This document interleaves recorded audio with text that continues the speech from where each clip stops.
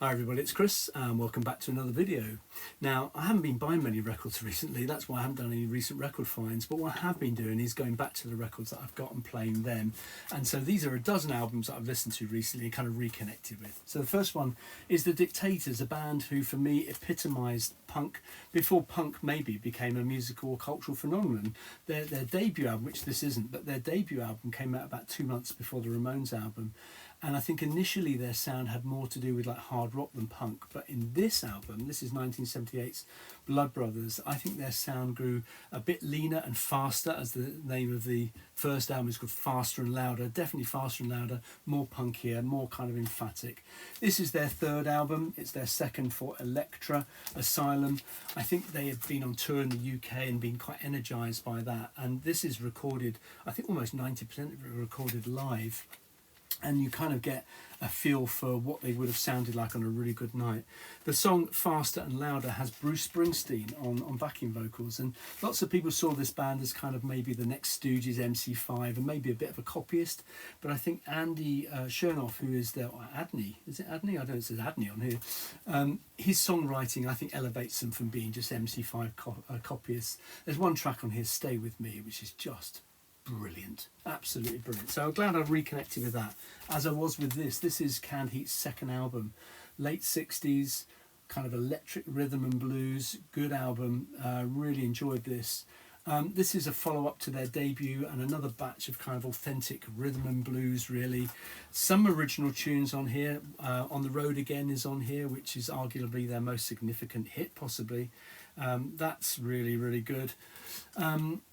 Their kind of love of rhythm and blues shows in World in a Jug, Turpentine Blues, Whiskey Headed Woman #2, brilliant stuff. Great interaction as well between the various guitarists, and I think the last song, which is called Fried Hockey Boogie, it's a really kind of gives each member a chance to solo before they reach the crescendo, and don't forget to boogie. It's fantastic stuff. Really enjoyed that. Really enjoyed this as well. This is, I think, Graham Parker's best album. I've got about 5 of his albums. I think this is brilliant. Squeezing Out Sparks. I think it's a brilliant fusion of pub rock, pop rock, new wave. Absolutely bristles with energy. It's really consistent, you know. Discovering Japan, Local Girls, what a way to start an album. Just fantastic stuff. Passion Is No Ordinary Word, which is just great. And the anti-abortion song, what's that called? You Can't Be Too Strong, which is tremendous. So great album from him. Also listen to this, Buddy Guy's Damn Right I Got the Blues. I think he's one of the most celebrated blues guitarists. Of course, his style embodies Chicago blues, and this was like a comeback. I think it might have won a Grammy, actually. There's a few cliche choices. Mustang Sally, I don't think I need another version of that. Jeff Beck's on here, Eric Clapton, Mark Knopfler is on here, and at times the production is a little bit clean, a little bit too professional. It needs to be a little bit more rugged, I think, a bit more bluesy. It's a bit under control, but nonetheless the solos on here are immaculate. They're tasteful, they're quite intense, brilliantly delivered, of course, and his voice is superb. Next up, this band. This is the debut from 9 Below Zero, British band. This is a classic artifact of the late kind of British pub rock scene, really.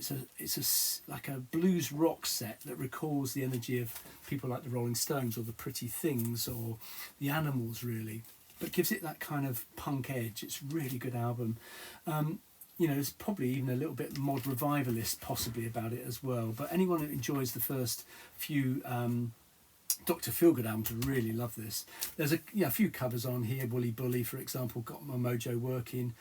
Willie Dixon's I Can't Quit You Babes on here. So, but it's mixed in with a few originals as well.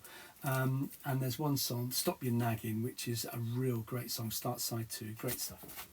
I've got quite a few albums by this band, Camel. In fact, I've got their first album all the way up to this album from about 83, 84. This is Stationary Travel by Camel. It's a concept album. It's a bit like the Alan Parsons Project. There's some concise songs here. Got a few atmospheric kind of instrumental passages. The lyrics are about the divided Berlin, you know, with its political, its emotional, its physical divides, and often the lyrics maybe don't always match the music, but it's beautifully produced, worthwhile listen. It's probably their darkest, most dramatic album, possibly. really good production, and a really good album. I think it's better than a couple of the albums that went before it. So I'm glad to revisit that one, as I was this one as well. I would have loved to have seen this band live. They would have been mad. This is a tremendous album, and this is a band that never kind of conformed to any defined sound. They kind of melded jazz and funk and disco and kind of anything that went, really. They must have been a hoot live. A really good underground band. This is Dr. Heckle Mr Jive by Pigbag. This was their debut album on Y Records, I think it was, from '81. This is a band that label. Who else came out on that label? I think the Pop Group were on that label. Were the Slits on this label? Possibly. But anyway, there's some great instrumental kind of songs, funky songs like Getting Up, Wiggling, Big Bag. Their single Pig Bag is not on here, which is a shame. Papa's Got a Brand New Pig Bag. That's a great song. That's not on here, but there's some really tremendous stuff. And as I said, this is, some long kind of workouts on here, a bit experimental, quite edgy, funky, great stuff. Love it. Next up, it's a band I've got quite a few albums from. I don't know where it sits in their discography in terms of is it their 8th, 9th, 10th, but it's certainly the first album on Blue Thumb Records. And it's an album that came out when Larry Carlton became a fully fledged member of the band. He'd been in the band leading up to this, but only as a guest. Fully fledged, and he changes the sound. And I think, Henderson, Felder, Sample, Hooper, Carlton is the best incarnation of this band. This is a great song. The first song, which is Stomp and Buck Dance, brilliant. So that soul jazz has evolved into jazz funk. It's just a tremendous song. For me, it's right up there with, Chameleon by Herbie Hancock or Expansions by Lonnie Liston Smith. It's just a great song. He changes the sound, Larry Carlton, I think, and his guitar really molds well with Joe's Sample, with that kind of trademark Fender Rhodes that Sample uses, and it's a tremendous song. I think there's some wonderful sense of melody in this stuff, given that it's instrumental. Next up is an album I haven't played for years, and I don't know what I think about it. It's a debut album from David Crosby, and it's called If Only I Could Remember My Name. If only I could remember the title. Everyone from members of the Grateful Dead to Jefferson Airplane to his mates in Crosby, Stills, Nash and Young are on this, and he's got a lovely voice. He's kind of like the hippie crooner, isn't he? And it's like California ambient music, but it's very relaxed, but it's a bit meandering, a bit shambolic for me. It's a little bit of a hangover from the previous era. So yeah, it's all right. I don't know how much more I'll play it. Next up is this. I don't know what to make of this actually either. They had an album called Frame, which was their debut, I think, and this is the follow-up from that. It's kind of quite unique. It's kind of an infusion, if you like, or a fusion of hard rock and cabaret, I think, on this. It's good sounding. It's produced by a guy, I can't remember his name now, can't see it. Produced by a guy who produced The Sweet and Bay City Rollers, and it's got a hard rock backing. I mean, some of these guys went on to play in hard rock bands, and it's got a big production kind of depth and clarity to it. It shows their kind of musical chops, if you like, but I just struggle a little bit. I don't know what it's trying to be. Faith Healer was the kind of hit single from it, wasn't it? It's kind of a creepy tale of like a religious con artist, and his vocals always remind me of a kind of a mix between Peter Gabriel and Bon Scott. But Faith Healer is a pretty good song. Next is a pretty good song. Last of the Teenage Idols is a pretty good song. Quite a long song. Is it their most consistent record? Yeah, it probably is. But is the man blessed with charisma and panache? Yeah, he probably is. Do I struggle with it? Yeah, I do a little bit. It's kind of, it's got some electric blues like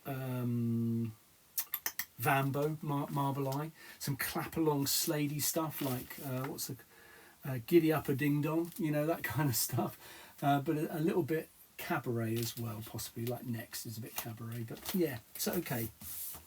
This album I love. I blow hot and cold with Tom Petty, but I love his debut. I've had this for 40 odd years. He was fresh enough to be considered punk at the time, although he obviously wasn't. Not as visionary as the Ramones, but certainly the Heartbreakers shared a kind of love of 60s rock, just like the Ramones, and very much influenced by the Stones and of course the Byrds. Anything that's rock and roll, breakdown, and especially American Girl, that could be the song that the Byrds never recorded. It's just, I think it's brilliant. I love that. And the last one, the 12th one of albums that I haven't played for a long time that I got back into, I've just played recently, is this one.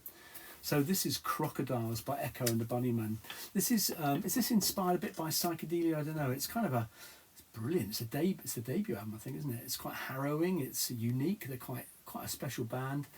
Going Up that starts is a great. I think the whole album just showcases the individual players, but they gel together so brilliantly. And Will Sargent, the guitar, is it Will Sargent? Oh, he's a absolute revelation on this. He has that kind of lovely hooky chimey sound, wonderful, and the rhythm section is great. Pride's a good song, love that. It's a really good album, and I haven't played that for years. Why not? It's fantastic. Going back to the stuff you already have. Anyway, there's my 12 that I've been listening to. Tell me what you think in the comments below, and I'm sure I'll be back sometime with another video. Cheers all, see ya.